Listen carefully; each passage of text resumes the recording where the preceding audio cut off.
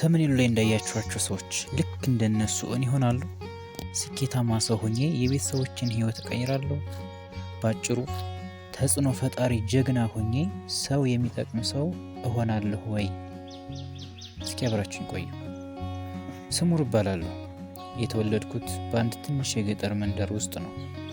ቤተሰቦቼ ደካማ የኑሮ ደረጃ ላይ ያሉና ኑሮ በፈረጠመ ክንዱ ያደቀቃቸው ምስኪኖች ናቸው። ያሳዝኑኛል። እኔ ራሴ ያሳዝነኛል። ምክንያቱም ቤተሰቦች ያልበቁት አደገኛው ኑሮ እኔን መታኝ። በደነደነ ጡንቻው በለጋ እድሜ ይዞ ያለገላጋ ይወገረኝም ይገኛል። የሚገርመው ግን ኑሮ እንደዚህ አብስሎ እየመታኝ አእምሮዬ ውስጥ ጎልቶ የሚታየኝ ያ ከቤተሰቦቼ ጋር የምኖረው የደስታ ጊዜ፣ ለሰው የምደርሰው፣ ሰው የማግዘው፣ የምነዳው መኪና ምናምን በቃ ይህ ነው። ትልቅ ተስፋ አለኝ። ነገር ግን አንዳንዴ ባዶነት ይሰማኛል።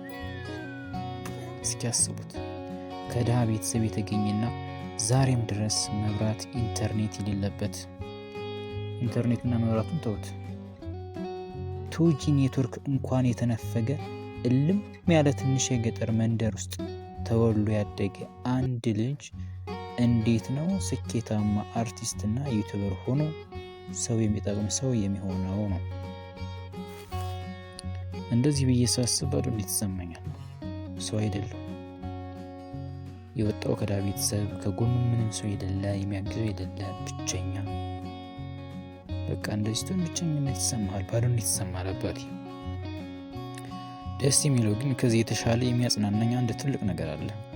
እግዚአብሔር ሰማይን ያለ ባላ እየዘረጋ ምድርን ያለ ካስማ ያጸና ሁሉንም የሚያውቅ ምንም የማይሳነው የቅድስት ድንግል ማርያም ልጅ ኃያል ጌታ ይህችን ለኔ ማድረግ ምን ይከብደዋል እላለሁ።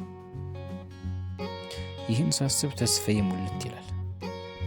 በቃ ስሙሬ፣ ከውስጥሽ ያለውን አቅም አውጥተሽ ከአንቺ የሚጠበቀውን ብቻ አድርጊ፣ ሌላው የፈጣሪ ድርሻ ነው እላለሁ ለራሴ።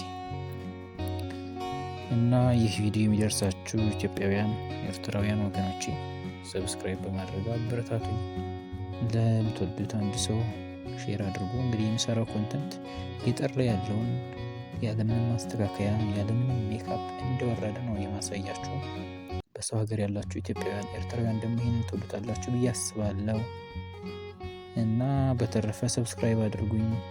ስሙር ነኝ፣ የገጠሩ ብላቴና፣ ትልቅ ህልም ያለው በእግዚአብሔር የሚተማመነው ልጅ ነኝ። ቻው።